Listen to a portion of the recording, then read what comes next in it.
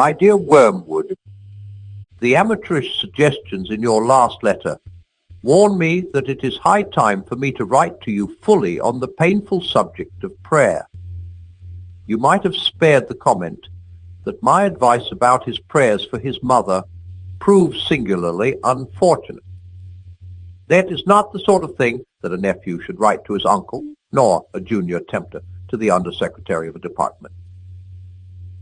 It also reveals an unpleasant desire to shift responsibility.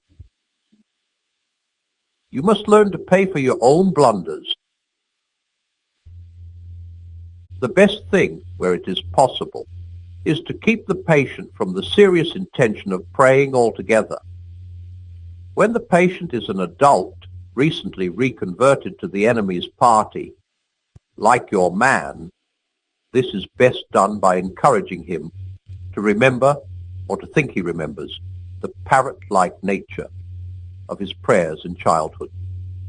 In reaction against that, he may be persuaded to aim at something entirely spontaneous, inward, informal, and unregularized. And what this will actually mean to a beginner will be an effort to produce in himself a vaguely devotional mood in which real concentration of will and intelligence have no part. One of their poets, Coleridge, has recorded that he did not pray with moving lips and bended knees, but merely composed his spirit to love and indulged a sense of supplication. That is exactly the sort of prayer we want, and since it bears a superficial resemblance to the prayer of silence, as practiced by those who are very far advanced in the enemy's service, clever and lazy patients can be taken in by it for quite a long time. At the very least, they can be persuaded that the bodily position makes no difference to their prayers, for they constantly forget what you must always remember, that they are animals, and that whatever their bodies do affects their souls. It is funny how mortals always picture us as putting things into their minds. In reality, our best work is done by keeping things out. If this fails, you must fall back on a subtler misdirection of his intention. Whenever they are attending to the enemy himself, we are defeated. But there are ways of preventing them from doing so. The simplest is to turn their gaze away from him towards themselves. Keep them watching their own minds and trying to produce feelings there by the action of their own wills. When they meant to ask him for charity, let them instead start trying to manufacture charitable feelings for themselves and not notice that this is what they are doing. When they meant to pray for courage, let them really be trying to feel brave. When they say they are praying for forgiveness, let them be trying to feel forgiven. Teach them to estimate the value of each prayer by their success in producing the desired feeling, and never let them suspect how much success or failure of that kind depends on whether they are well or ill, fresh or tired at the moment. But of course, the enemy will not meantime be idle. Wherever there is prayer, there is danger of his own immediate action. He is cynically indifferent to the dignity of his position and ours as pure spirits, and to human animals on their knees, he pours out self-knowledge in a quite shameless fashion. But even if he defeats your first attempt at misdirection, we have a subtler weapon. The humans do not start from that direct perception of him which we, unhappily, cannot avoid. They have never known that ghastly luminosity, that stabbing and searing glare, which makes the background of permanent pain to our lives. If you look into your patient's mind when he is praying, you will not find that. If you examine the object to which he is attending, you will find that it is a composite object containing many quite ridiculous ingredients. There will be images derived from pictures of the enemy as he appeared during the discreditable episode known as the Incarnation. There will be vaguer, perhaps quite savage and puerile, images associated with the other two persons. There will even be some of his own reverence and of bodily sensations accompanying it, objectified and attributed to the object revered. I have known cases where what the patient called his God was actually located up and to the left at the corner of the bedroom ceiling, or inside his own head, or in a crucifix on the wall. But whatever the nature of the composite object, you must keep him praying to it, to the thing that he has made, not to the person who has made him. You may even encourage him to attach great importance to the correction and improvement of his composite object, and to keeping it steadily before his imagination during the whole prayer. For if he ever comes to make the distinction, if ever he consciously directs his prayers, not to what I think thou art, but to what thou knowest thyself to be, our situation is, for the moment, desperate. Once all his thoughts and images have been flung aside, or, if retained with a full recognition of their merely subjective nature, and the man trusts himself to the completely real, external, invisible presence there with him in the room and never knowable by him as he is known by it, why, then it is that the incalculable may occur. In avoiding this situation, this real nakedness of the soul in prayer, you will be helped by the fact that the humans themselves do not desire it as much as they suppose. There's such a thing as getting more than they bargained for. Your affectionate uncle.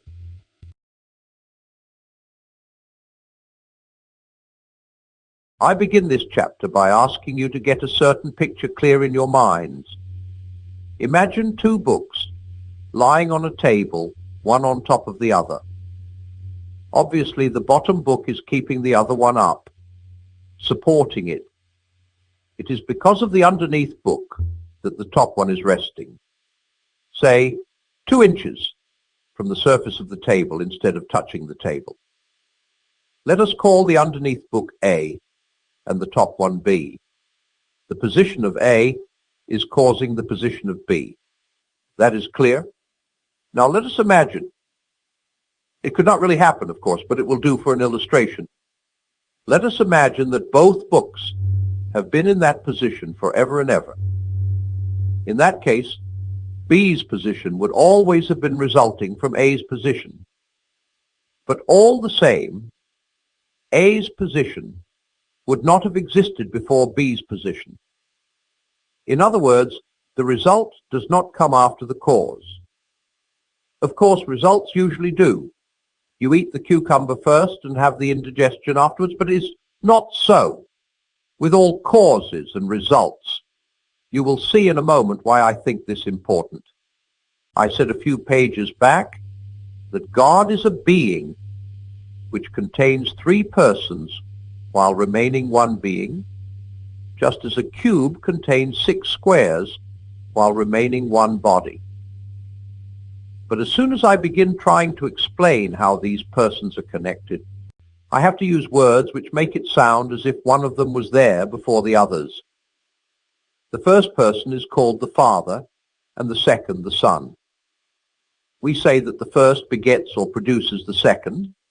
We call it begetting, not making, because what he produces is of the same kind as himself. In that way, the word Father is the only word to use. But unfortunately, it suggests that he is there first, just as a human father exists before his son. But that is not so. There is no before and after about it. And that is why I have spent some time trying to make clear how one thing can be the source or cause or origin of another without being there before it.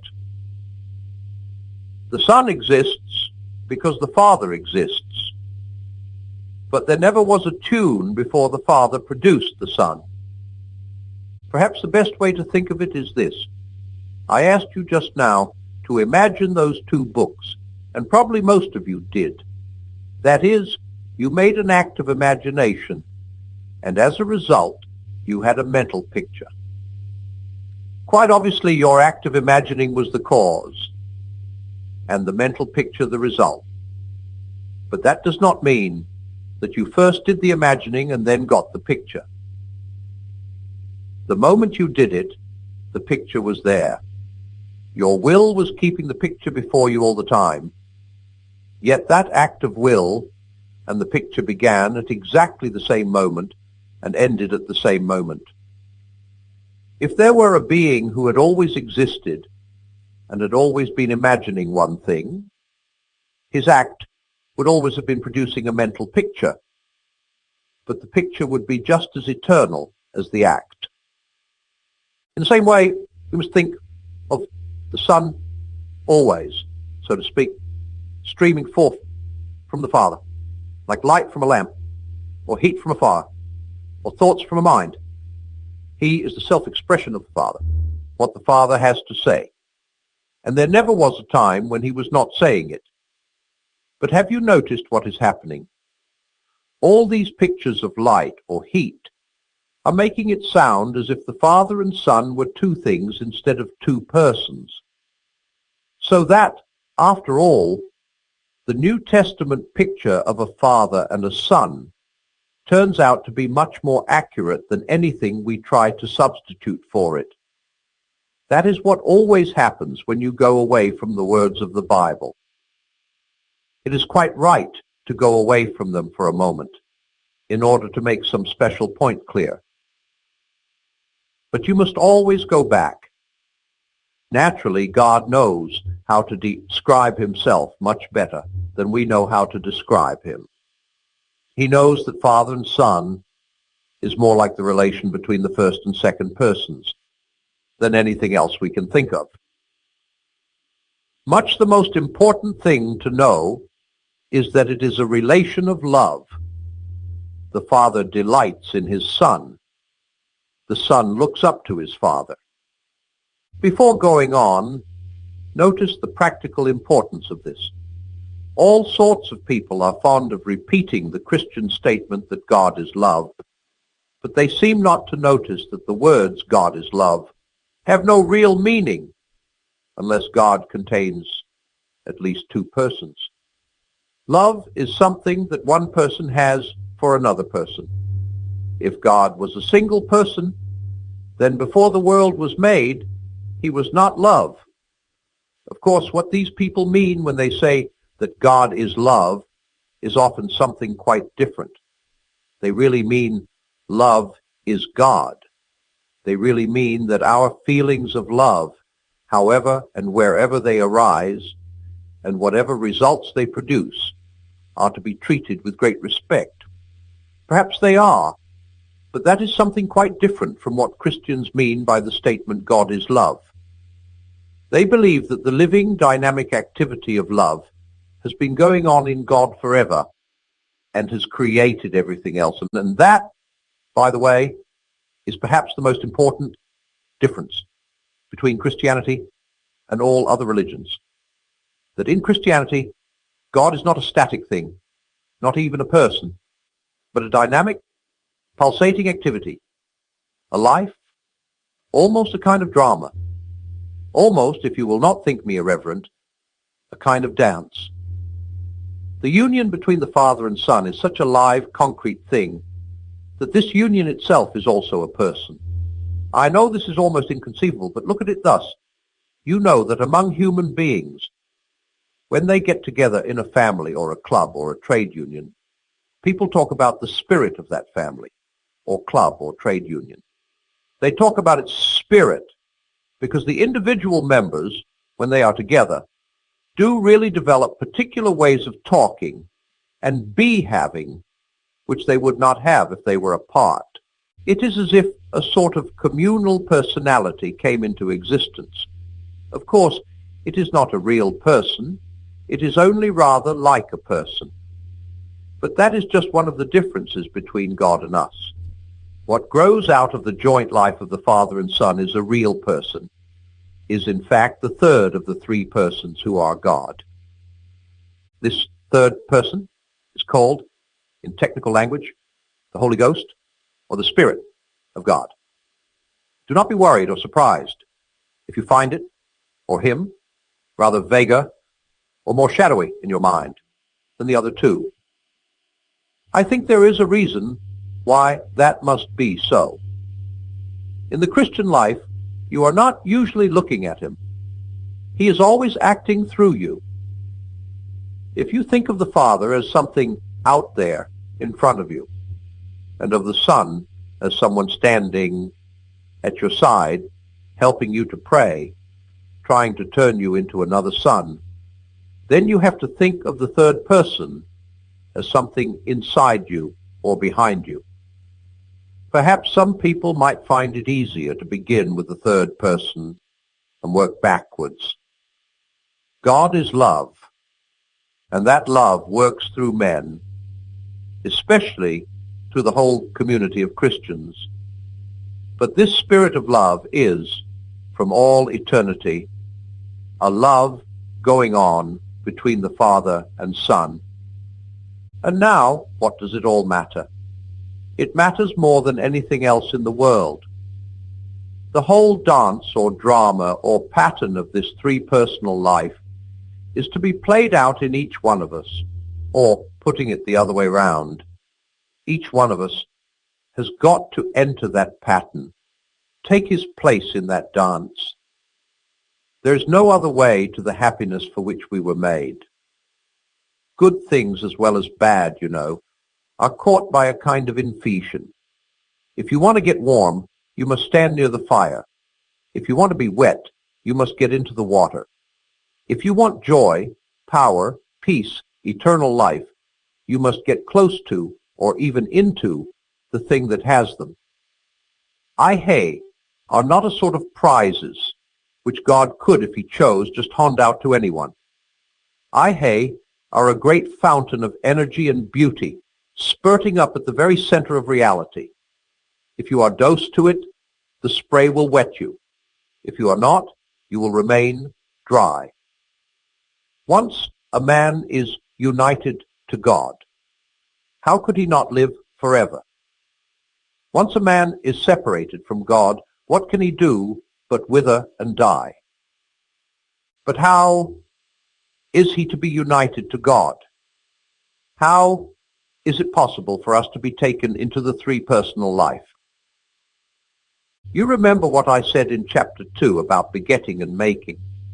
We are not begotten by God, we are only made by him.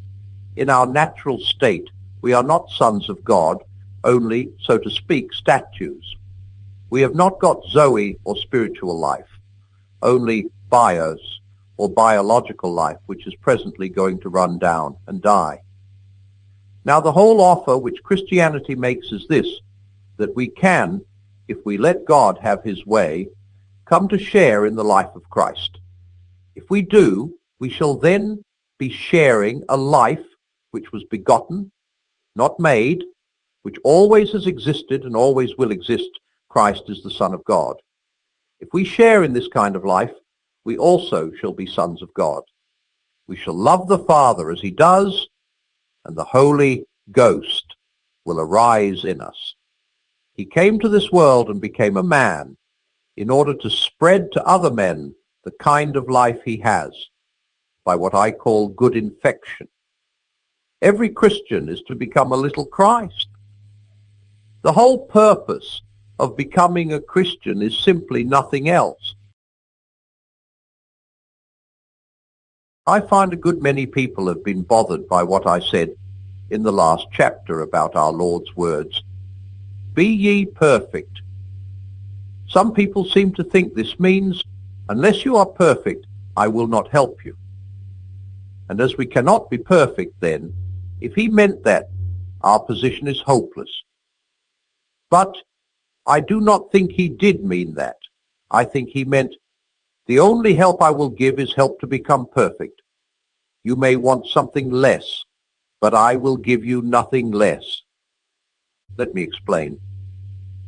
When I was a child, I often had toothache, and I knew that if I went to my mother, she would give me something which would deaden the pain for that night and let me get to sleep. But I did not go to my mother, at least not till the pain became very bad. And the reason I did not go was this. I did not doubt she would give me the aspirin, but I knew she would also do something else. I knew she would take me to the dentist next morning. I could not get what I wanted out of her without getting something more which I did not want. I wanted immediate relief from pain, but I could not get it without having my teeth set permanently right. And I knew those dentists.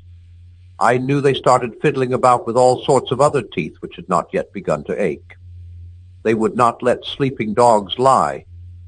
If you gave them an inch, they took an ell.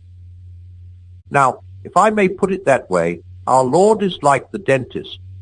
If you give him an inch, he will take an ell.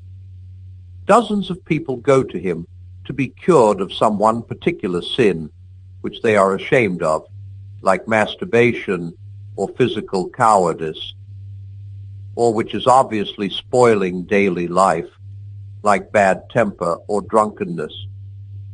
Well, he will cure it all right, but he will not stop there. That may be all you asked, but if once you call him in, he will give you the full treatment. That is why he warned people to count the cost before becoming Christians. Make no mistake, he says, if you let me, I will make you perfect. The moment you put yourself in my hands, that is what you are in for. Nothing less or other than that. You have free will, and if you choose, you can push me away. But if you do not push me away, understand that I am going to see this job through. Whatever suffering it may cost you in your earthly life, whatever inconceivable purification it may cost you after death, whatever it costs me, I will never rest, nor let you rest, until you are literally perfect. Until my Father can say, without reservation, that he is well pleased with you, as he said he was well pleased with me. This I can do and will do, but I will not do anything less. And yet, this is the other and equally important side of it. This helper who will, in the long run, be satisfied with nothing less than absolute perfection, will also be delighted with the first feeble, stumbling effort you make. Tomorrow, to do the simplest duty. As a great Christian writer, George MacDonald, pointed out, every father is pleased at the baby's first attempt to walk. No father would be satisfied with anything less than a firm, free, manly walk in a grown-up son. In the same way, he said, God is easy to please, but hard to satisfy. The practical upshot is this. On the one hand, God's demand for perfection need not discourage you in the least in your present attempts to be good, or even in your present failures. Each time you fail, he will pick you up again. And he knows perfectly well that your own efforts are never going to bring you anywhere near perfection. On the other hand, you must realize from the outset that the goal towards which he is beginning to guide you is absolute perfection, and no power in the whole universe except you yourself can prevent him from taking you to that goal. That is what you are in for. And it is very important to realize that. If we do not, then we are very likely to start pulling back and resisting him after a certain point. I think that many of us, when Christ has enabled us to overcome one or two sins that were an obvious nuisance, are inclined to feel, though we do not out it into words, that we are now good enough. He has done all we wanted him to do, and we should be obliged if he would now leave us alone. As we say, I never expected to be a saint.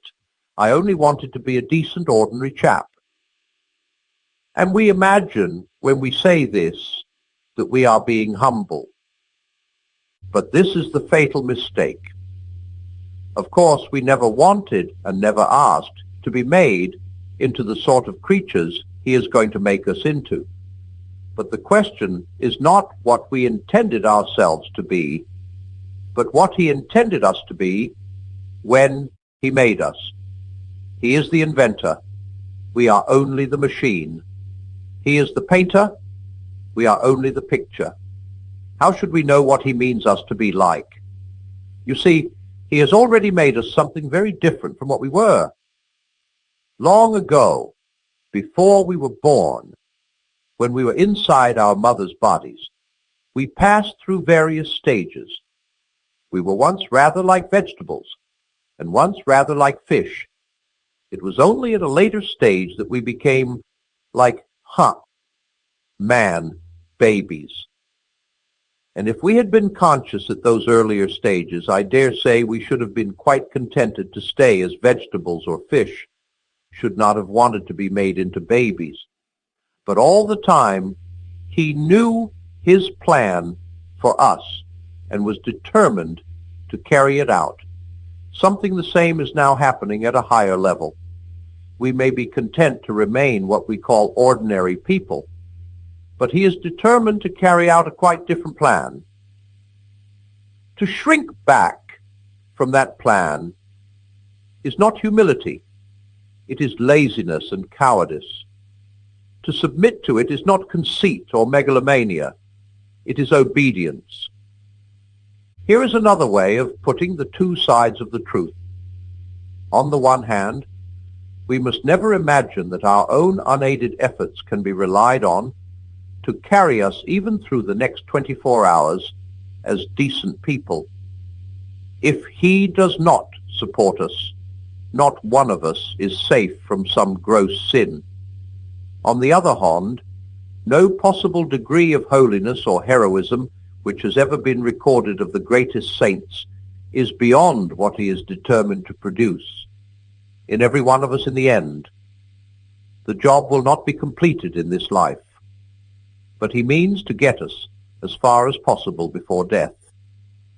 That is why we must not be surprised if we are in for a rough time. When a man turns to Christ and seems to be getting on pretty well, in the sense that some of his bad habits are now corrected, he often feels that it would now be natural if things went fairly smoothly. When troubles come along, illnesses, money troubles, new kinds of temptation, he is disappointed.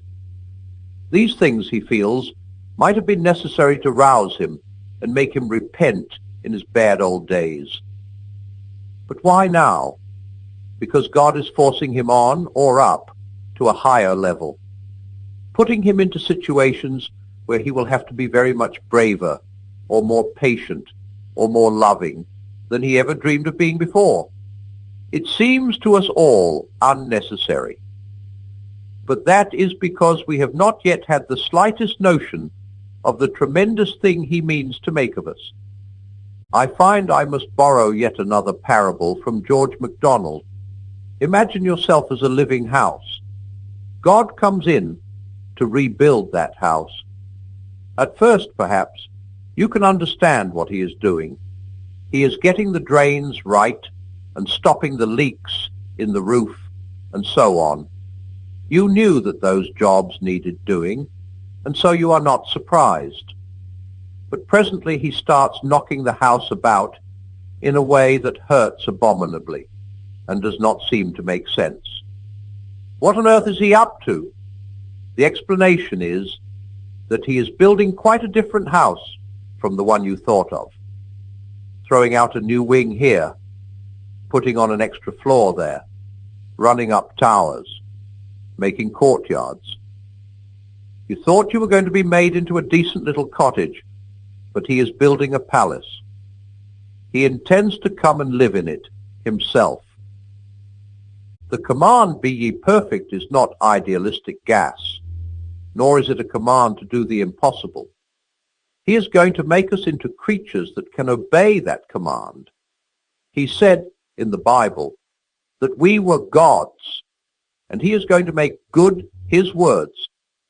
If we let him, for we can prevent him if we choose, he will make the feeblest and filthiest of us into a god or goddess, a dazzling, radiant, immortal creature, pulsating all through with such energy and joy and wisdom and love as we cannot now imagine, a bright, stainless mirror which reflects back to God perfectly, though of course on a smaller scale, his own boundless power and delight and goodness. The process will be long and in parts very painful, but that is what we are in for. Nothing less. He meant what he said.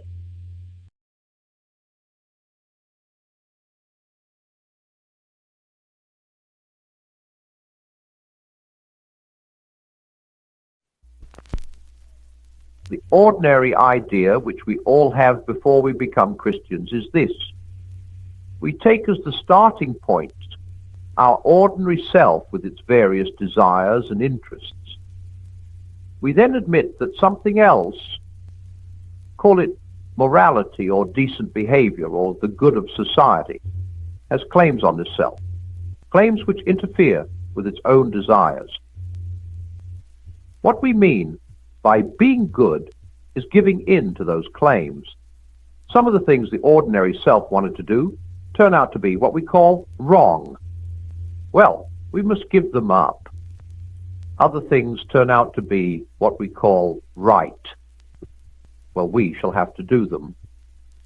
But we are hoping all the time that when all the demands have been met, the poor natural self will still have some chance and some time to get on with its own life and do what it likes. In fact, we are very like an honest man. Paying his taxes, he pays them all right. But he does hope that there will be enough left over for him to live on, because we are still taking our natural self as the starting point. As long as we are thinking that way, one or the other of two results is likely to follow. Either we give up trying to be good, or else we become very unhappy indeed. For make no mistake, if you are really going to try to meet all the demands made on the natural self, it will not have enough left over to live on. The more you obey your conscience, the more your conscience will demand of you. And your natural self, which is thus being starved and hampered and worried at every turn, will get angrier and angrier. In the end, you will either give up trying to be good, or else become one of those people who, as they say, live for others, but always in a discontented, grumbling way, always wondering why the others do not notice it more, and always making a martyr of yourself. And once you have become that, you will be a far greater pest to anyone who has to live with you than you would have been if you had remained, frankly, selfish. The Christian way is different, harder and easier. Christ says, "Give me all. I don't want so much of your time and so much of your money and so much of your work. I want you. I have not come to torment your natural self, but to kill it. No half measures are any good. I don't want to cut off a branch here and a branch there. I want to have the whole tree down. Hand over the whole natural self, all the desires which you think innocent, as well as the ones you think wicked, the whole outfit. I will give you a new self instead. In fact, I will give you myself. My own will shall become yours." Both harder and easier than what we are all trying to do. You have noticed, I expect, that Christ himself sometimes describes the Christian way as very hard, sometimes as very easy. He says, "Take up your cross." In other words, it is like going to be beaten to death in a concentration camp. Next minute he says, my yoke is easy and my burden light. He means both. And one can just see why both are true. Teachers will tell you that the laziest boy in the class is the one who works the hardest in the end. They mean this.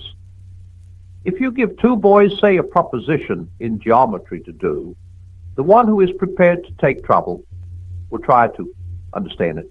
The lazy boy will learn it by heart because, for the moment, that needs less effort. But 6 months later, when they are preparing for the exam, that lazy boy is doing hours and hours of miserable drudgery over things the other boy understands and positively enjoys in a few minutes. Laziness means more work in the long run. Or look at it this way.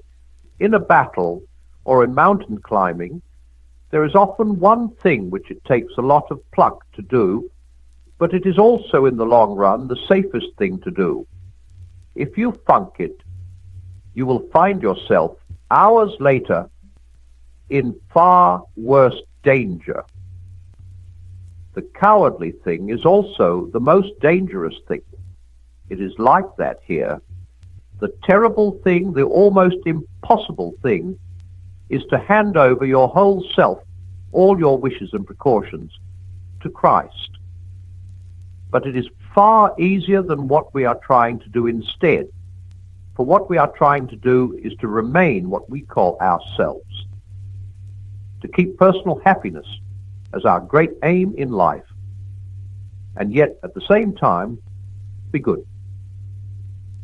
We are all trying to let our mind and heart go their own way, centered on money or pleasure or ambition, and hoping, in spite of this, to behave honestly and chastely and humbly.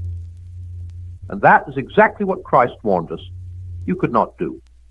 As he said, a thistle cannot produce figs. If I am a field that contains nothing but grass seed, I cannot produce wheat. Cutting the grass may keep it short, but I shall still produce grass and no wheat.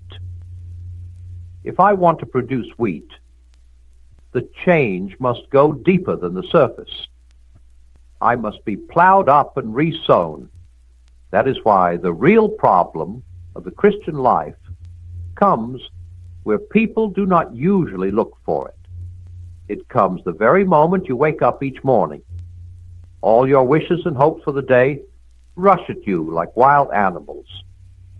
And the first job each morning consists simply in shoving them all back, in listening to that other voice, taking that other point of view, letting that other larger, stronger, quieter life come flowing in. And so on all day, standing back from all your natural fussings and frettings, coming in out of the wind.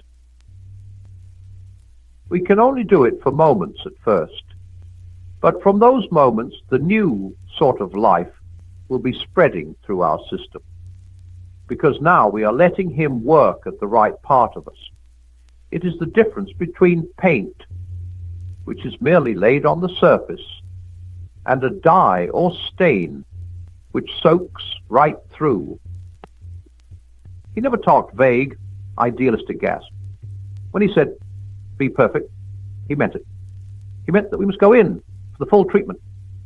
It is hard, but the sort of compromise we are all hankering after is harder. In fact, it is impossible. It may be hard for an egg to turn into a bird. It would be a jolly sight, harder for it to learn to fly while remaining an egg. We are like eggs at present. You cannot go on indefinitely being just an ordinary, decent egg. We must be hatched or go bad. May I come back to what I said before? This is the whole of Christianity. There is nothing else. It is so easy to get muddled about that. It is easy to think that the church has a lot of different objects: education, building, missions, holding services. Just as it is easy to think the state has a lot of different objects, military, political, economic, and whatnot. But in a way, things are much simpler than that. The state exists simply to promote and to protect the ordinary happiness of human beings in this life. A husband and wife chatting over a fire, a couple of friends having a game of darts in a pub, a man reading a book in his own room or digging in his own garden. That is what the state is there for. And unless they are helping to increase and prolong and protect such moments, all the laws, parliaments, armies, courts, police, economics, etc., are simply a waste of time. In the same way, the church exists for nothing else but to draw men into Christ, to make them little Christs. If they are not doing that, all the cathedrals, clergy, missions, sermons, even the Bible itself, are simply a waste of time. God became man for no other purpose. It is even doubtful, whether the whole universe was created for any other purpose. It says in the Bible that the whole universe was made for Christ, and that everything is to be gathered together in him. I do not suppose any of us can understand how this will happen as regards the whole universe. We do not know what, if anything, lives in the parts of it that are millions of miles from this earth. Even on this earth, we do not know how it applies to things other than men. After all, that is what you would expect. We have been shown the plan only insofar as it concerns ourselves. What we have been told is how we can be drawn into Christ, can become part of that wonderful present which the young prince of the universe wants to offer his Father, that present which is himself, and therefore us in him. It is the only thing we were made for. And there are strange, exciting hints in the Bible that when we are drawn in, a great many other things in nature will begin to come right. The bad dream will be over. It will be morning.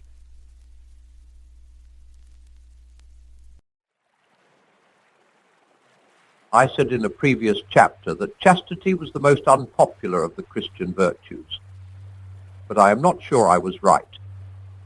I believe the one I have to talk of today is even more unpopular.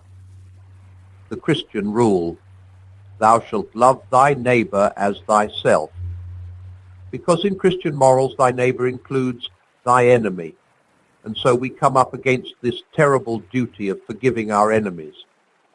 Everyone says forgiveness is a lovely idea until they have something to forgive, as we had during the war. And then, to mention the subject at all is to be greeted with howls of anger. It is not that people think this too high and difficult a virtue. It is that they think it hateful and contemptible. That sort of talk makes them sick, they say. And half of you already want to ask me, I wonder how you'd feel about forgiving the Gestapo if you were a Pole or a Jew. So do wonder very much. Just as when Christianity tells me that I must not deny my religion even to save myself from death by torture, I wonder very much what I should do when it came to the point. I am not trying to tell you in this book what I could do. I can do precious little. I am telling you what Christianity is. I did not invent it. And there, right in the middle of it, I find, forgive us our sins as we forgive those that sin against us. There is no slight est suggestion that we are offered forgiveness on any other terms. It is made perfectly dear that if we do not forgive, we shall not be forgiven. There are no two ways about it. What are we to do? It is going to be hard enough anyway, but I think there are two things we can do to make it easier. When you start mathematics, you do not begin with the calculus. You begin with simple addition. In the same way, if we really want, but all depends on really wanting, to learn how to forgive, perhaps we had better start with something easier than the Gestapo. One might start with forgiving one's husband or wife or parents or children, or the nearest NCO for something they have done or said in the last week. That will probably keep us busy for the moment. And secondly, we might try to understand exactly what loving your neighbor as yourself means. I have to love him as I love myself. Well, how exactly do I love myself? Now that I come to think of it, I have not exactly got a feeling of fondness or affection for myself, and do not even always enjoy my own society. So apparently, love your neighbor does not mean feel fond of him or find him attractive. I ought to have seen that before, because of course you cannot feel fond of a person by trying. Do one think well of myself, think myself a nice chap? Well, I'm afraid I sometimes do, and those are, no doubt, my worst moments. But that is not why I love myself. In fait, it is the other way round. My self-love makes me think myself nice, but thinking myself nice is not why I love myself. So loving my enemies does not apparently mean thinking them nice either. That is an enormous relief. For a good many people imagine that forgiving your enemies means making out that they are really not such bad fellows after all, when it is quite plain that they are. Go a step further. In my most clear-sighted moments, not only do I not think myself a nice man, but I know that I'm a very nasty one. I can look at some of the things I have done with horror and loathing. So apparently I am allowed to loathe and hate some of the things my enemies do. Now that I come to think of it, I remember Christian teachers telling me long ago that I must hate a bad man's actions, but not hate the bad man, or as they would say, hate the sin, but not the sinner. For a long time, I used to think this a silly, straw-splitting distinction. How could you hate what a man did and not hate the man? But years later, it occurred to me that there was one man to whom I had been doing this all my life, namely, myself. However much I might dislike my own cowardice or conceit or greed, I went on loving myself. There had never been the slightest difficulty about it. In fait, the very reason why I hated the things was that I loved the man. Just because I loved myself, I was sorry to find that I was the sort of man who did those things. Consequently, Christianity does not want us to reduce by one atom the hatred we feel for cruelty and treachery. We ought to hate them. Not one word of what we have said about them needs to be unsaid. But it does want us to hate them in the same way in which we hate things in ourselves, being sorry that the man should have done such things, and hoping, if it is any way possible, that somehow, sometime, somewhere, he can be cured and made human again. The real test is this. Suppose one reads a story of filthy atrocities in the paper. Then suppose that something turns up suggesting that the story might not be quite true, or not quite so bad as it was made out. Is one's first feeling, thank God, even they aren't quite so bad as that? Or is it a feeling of disappointment, and even a determination to cling to the first story for the sheer pleasure of thinking your enemies as bad as possible? If it is the second, then it is, I'm afraid, the first step in a process which, if followed to the end, will make us into devils. You see, one is beginning to wish that black was a little blacker. If we give that wish its head, later on we shall wish to see grey as black, and then to see white itself as black. Finally, we shall insist on seeing everything, God and our friends and ourselves included, as bad and not be able to stop doing it. We shall be fixed forever in a universe of pure hatred. Now, a step further. Does loving your enemy mean not punishing him? No, for loving myself does not mean that I ought not to subject myself to punishment, even to death. If one had committed a murder, the right Christian thing to do would be to give yourself up to the police and be hanged. It is, therefore, in my opinion, perfectly right for a Christian judge to sentence a man to death or a Christian soldier to kill an enemy. I always have thought so, ever since I became a Christian and long before the war, and I still think so now that we are at peace.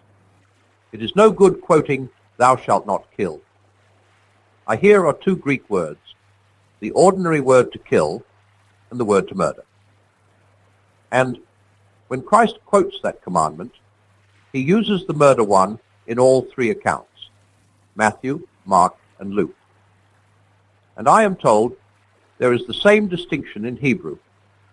All killing is not murder any more than all sexual intercourse is adultery.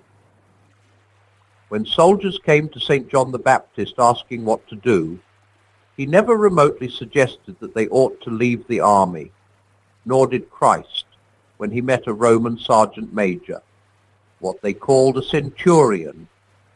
The idea of the knight, the Christian in arms for the defense of a good cause, is one of the great Christian ideas.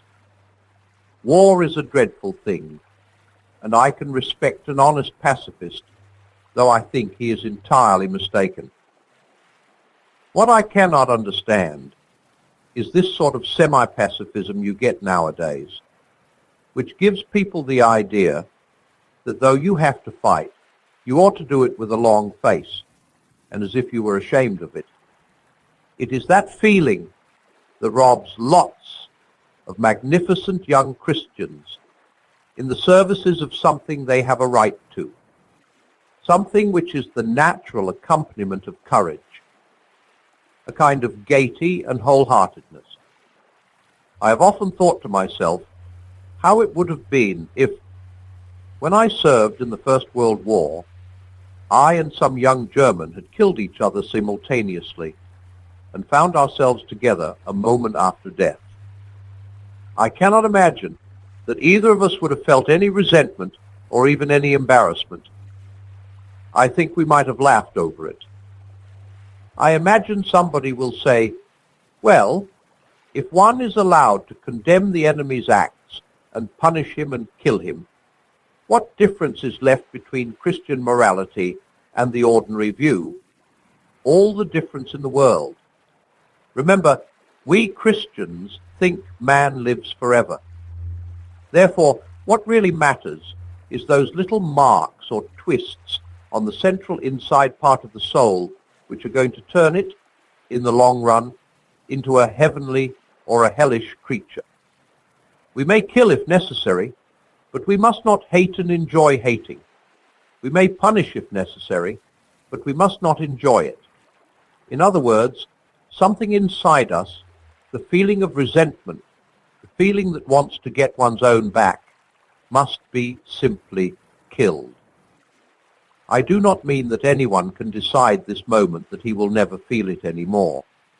That is not how things happen. I mean that every time it bobs its head up, day after day, year after year, all our lives long, we must hit it on the head. It is hard work, but the attempt is not impossible. Even while we kill and punish, we must try to feel about the enemy as we feel about ourselves, to wish that he were not bad, to hope that he may, in this world or another, be cured, in fiat, to wish his good. That is what is meant in the Bible by loving him, wishing his good, jot feeling fond of him, nor saving he is nice when he is not. I admit that this means loving people who have nothing lovable about them. But then, has oneself anything lovable about it? You love it simply because it is yourself. God intends us to love all selves in the same way and for the same reason. But he has given us the sum ready, worked out, on our own case, to show us how it works. We have then to go on and apply the rule to all the other selves. Perhaps it makes it easier if we remember that that is how he loves us, not for any nice, attractive qualities we think we have, but just because we are the things called selves. For really, there is nothing else in us to love, creatures like us, who actually find hatred such a pleasure that to give it up is like giving up beer or tobacco.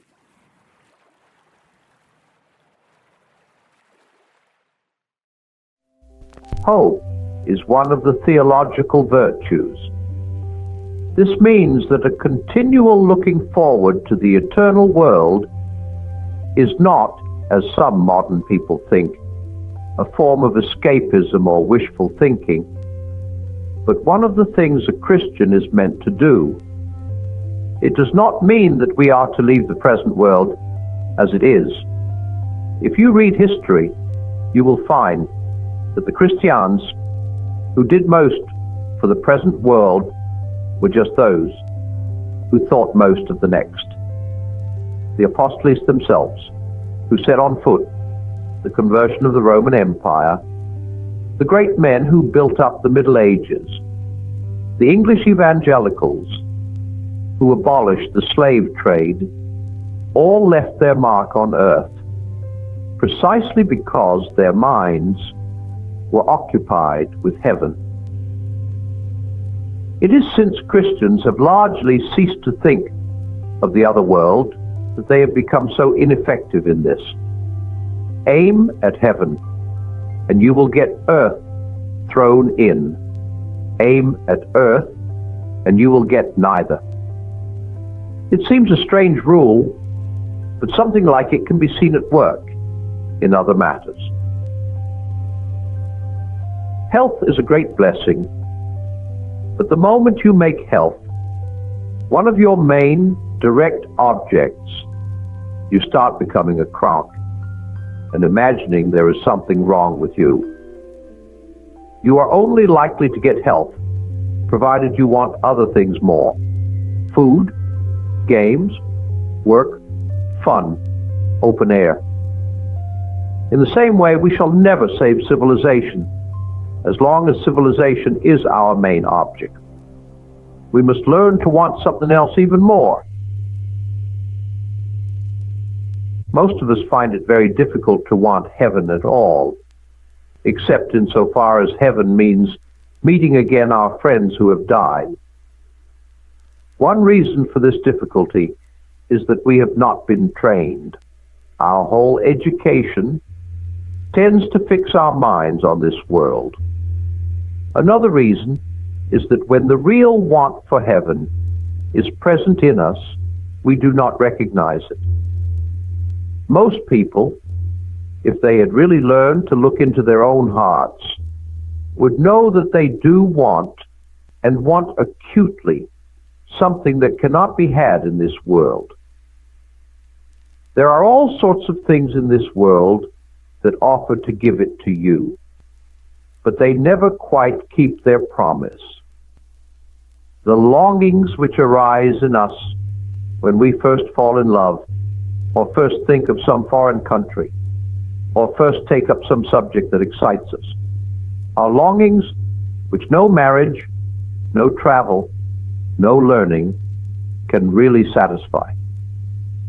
I am not now speaking of what would be ordinarily called unsuccessful marriages or holidays or learned careers.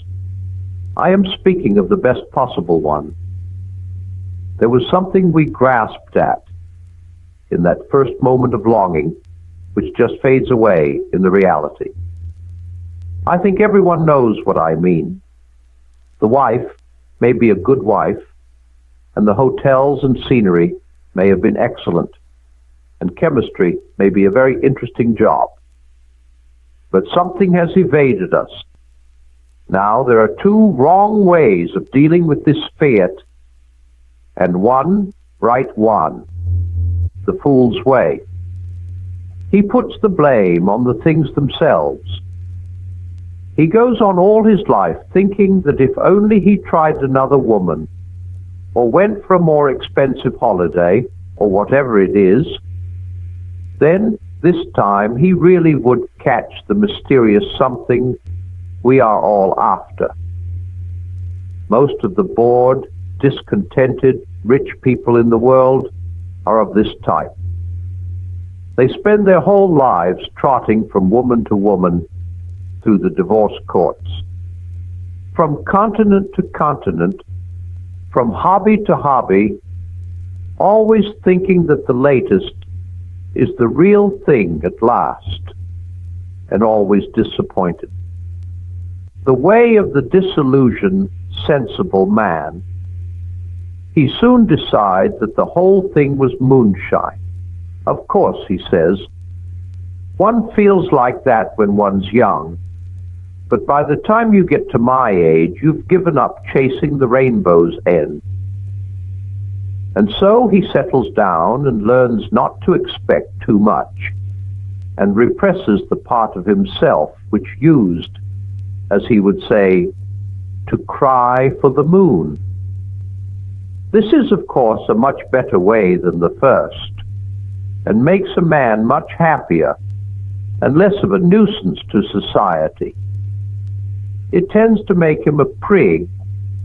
He is apt to be rather superior towards what he calls adolescence. But on the whole, he rubs along fairly comfortably. It would be the best line we could take if man did not live forever. But supposing infinite happiness really is there, waiting for us. Supposing one really can reach the rainbow's end. In that case, it would be a pity to find out too late, a moment after death, that by our supposed common sense, we had stifled in ourselves the faculty of enjoying it. The Christian way. The Christian says creatures are not born with desires unless satisfaction for those desires exists. A baby feels hunger well. There is such a thing as food. A duckling wants to swim. Well, there is such a thing as water. Men feel sexual desire. Well, there is such a thing as sex. If I find in myself a desire which no experience in this world can satisfy, the most probable explanation is that I was made for another world. If none of my earthly pleasures satisfy it, that does not prove that the universe is a fraud.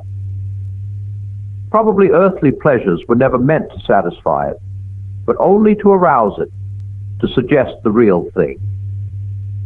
If that is so, I must take care, on the one hand, never to despise or be unthankful for these earthly blessings, and on the other, never to mistake them for the something else, of which they are only a kind of copy or echo or mirage. I must keep alive in myself the desire for my true country, which I shall not find till after death. I must never let it get snowed under or turned aside. I must make it the main object of life to press on to that other country and to help others to do the same. There is no need to be worried by facetious people who try to make the Christian hope of heaven ridiculous by saying they do not want to spend eternity playing harps. The answer to such people is that if they cannot understand books written for grown-ups, they should not talk about them. All the scriptural imagery, harps, crowns, gold, etc., is of course a merely symbolical attempt to express the inexpressible. Musical instruments are mentioned because, for many people, not all, music is the thing known in the present life which most strongly suggests ecstasy and infinity. Crowns are mentioned to suggest the fiat that those who are united with God in eternity share his splendor and power and joy. Gold is mentioned to suggest the timelessness of heaven. Gold does not rust, and the preciousness of it. People who take these symbols literally might as well think that when Christ told us to be like doves, he meant that we were to lay eggs